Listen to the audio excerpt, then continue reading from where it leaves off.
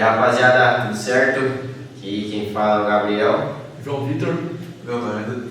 e esse é o Kernelcast, aquele podcast que desenrola tudo sobre sistemas operacionais.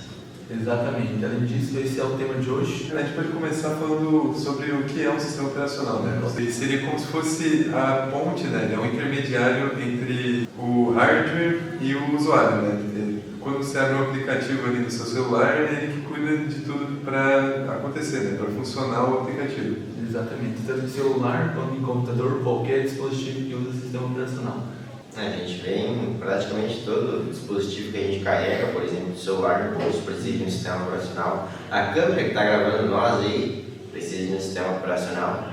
E é indiscutível a importância do sistema operacional na vida de todas as pessoas. Falando em sistemas operacionais, não dá para achar que é um único tipo de sistema operacional, que ele é universal. Tem diversos tipos, que um deles é o multiusuário, né? Que o multiusuário é usado para servidores, principalmente. Exatamente. A gente também tem os que são bem críticos, são os sistemas operacionais que funcionam em tempo real.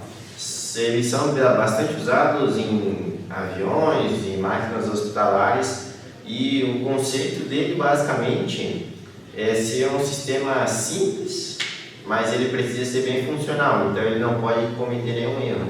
E a gente tem também o sistema de rede, né? Que ele é feito para gerenciar as redes de internet. E os sistemas Embarcados. Ele é usado em diversos tipos de dispositivos. Ele é um sistema operacionais meio que próprio desse tipo de dispositivo. Um exemplo disso é a nossa câmera. Ela tem um sistema operacional feito para a câmera, ela não é feito para outros dispositivos. E agora a gente pode falar também sobre as estruturas dos sistemas operacionais, né? Mononúcleo, né? Mononúcleo que tem? Monolítico. Monolítica. A monolítica ela é todas as coisas do dispositivo num único núcleo, né? Ele é um sistema operacional rápido, porém não é muito seguro, já que está tudo dentro de um único núcleo. Então, se alguém chega a acessar esse núcleo, tem acesso a tudo do dispositivo. A gente também tem o microkernel, né? Que basicamente é o conceito reverso do monolítico. Então, o núcleo, ele só processa e todos os requerimentos são feitos a partir dos processos ou dos serviços. E a gente tem também uma estrutura híbrida, né? Que o que a gente utiliza no computador, né? Por exemplo, o Windows ou o Mac OS, eles são sistemas híbridos, então eles misturam essas duas estruturas aí que eles nos explicaram. O que a gente tem no Windows é uma mistura dos dois. Então, cara, um assunto bem interessante em sistemas operacionais também são os processos, as threads e as tarefas. Né? Processo, threads, tarefas. O que seria exatamente isso? O processo ele é basicamente um programa. Uma tarefa é como se fosse uma unidade de trabalho dentro desse programa. É alguma coisa que está acontecendo ali dentro.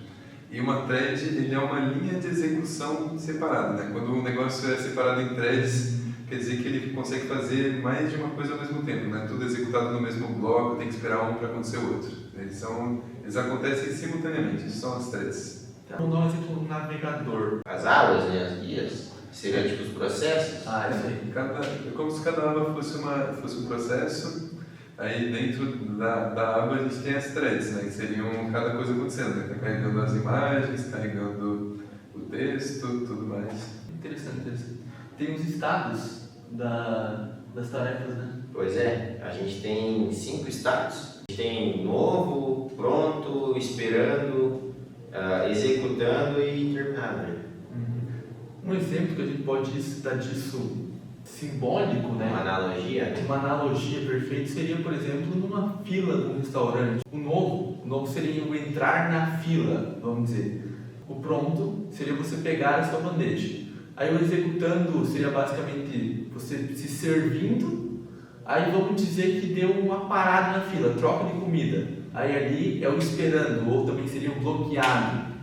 E para finalizar, seria o terminado seria você terminou de se servir, saiu da fila. Seria basicamente isso, uma analogia que daria para entender um pouco melhor sobre essas fases em si. que são as principais, né? São as principais, exatamente, não são todas. E também tem a troca de contexto, né? Que a troca de contexto, né? Basicamente seria quando você está fazendo alguma coisa, mas aí você quer fazer outra coisa que não é aquilo que você já estava fazendo. Por exemplo, quando você clica em outra aba do navegador, você vai salvar, né? Você vai pausar ali aquela aba, o que tu estava fazendo, aquele processo ali que estava sendo executado. Aqueles dados são salvos e podem ser retomados depois, né? E dá lugar então à próxima aba que você clicou agora, né? Isso seria a multitarefa, né? Seria multitarefa, isso, troca de contexto. Cara, a gente também tem a preempção, né? Que é bem parecido com a troca de contexto, que basicamente a diferença entre elas é que a troca de contexto você interrompe um processo para dar lugar a outro processo. O processo inteiro, né? Exatamente. E na preempção, a gente, dentro de um processo, que seria um bloco maior, a gente tem várias tarefas que são executáveis. Então, na preempção, basicamente, o que ela faz? Ela para a execução de uma tarefa para dar lugar a uma tarefa mais importante, que tem mais prioridade. Uma analogia seria um hospital, né? Exatamente. Em questão de dentro de um hospital, que seria o processo, e uma consulta, que seria uma tarefa, mas chega alguém sangrando, alguém atropelado, que é um processo com uma tarefa com mais urgência. Com maior prioridade. Exatamente, com maior prioridade. Então, os médicos que estão atendendo uma coisa básica vão parar com isso para tratar a urgência. Cara, para finalizar, eu acho que a gente tem o quê? Os algoritmos de escalonamento, né? Por exemplo, a gente tem o First Come, First Served, que seria a primeira tarefa que vem, é a primeira que é realizada. Ordem de chegada, né? É um assunto bem interessante esse, eu gosto bastante dele. A gente também tem o SJF, que é o Short Job First, que basicamente a menor tarefa que aparece, ela é executada primeiro. No último das principais, teria o Round Robin, né? Que ele é basicamente cada tarefa tem um tempo de execução. Meio que elas se dividem o processamento, né? Então o que acontece? Cada tem um tempo, então cada certo tempo ele troca de tarefa. Então ele vai trocando, faz a primeira tarefa num tempo, segunda tarefa no outro, terceira tarefa. E depois que executa a primeira tarefa, ela é passada, se ela não terminou a tarefa inteira, ela é passada para o final da fila. E isso vai seguindo até ser finalizado. Nós temos exemplos do escalonamento também, que seria o escalonamento por prioridade, né? Que eles são divididos em 3 tipos. Um dos escalonamentos de prioridade, a gente tem o cooperativo, que basicamente a gente dá uma prioridade para cada tarefa, e essa tarefa ela é executada até o final.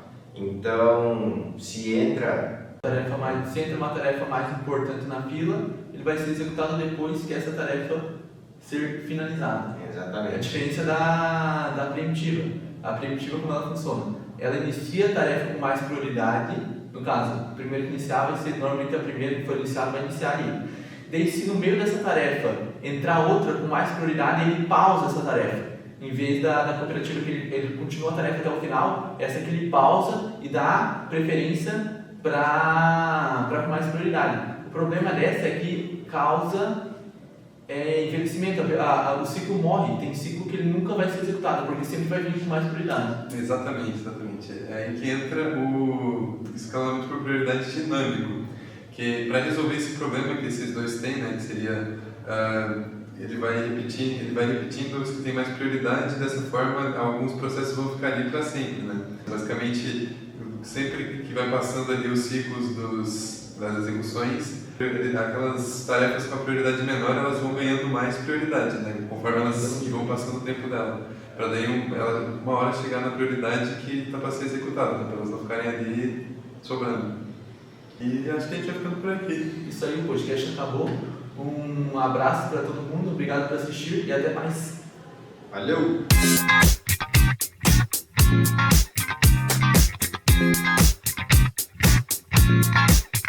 Tu inverteu o processo e a tarefa. O processo que é o bagulho maior, a tarefa que é o bagulho menor. Ah, claro! Que merda!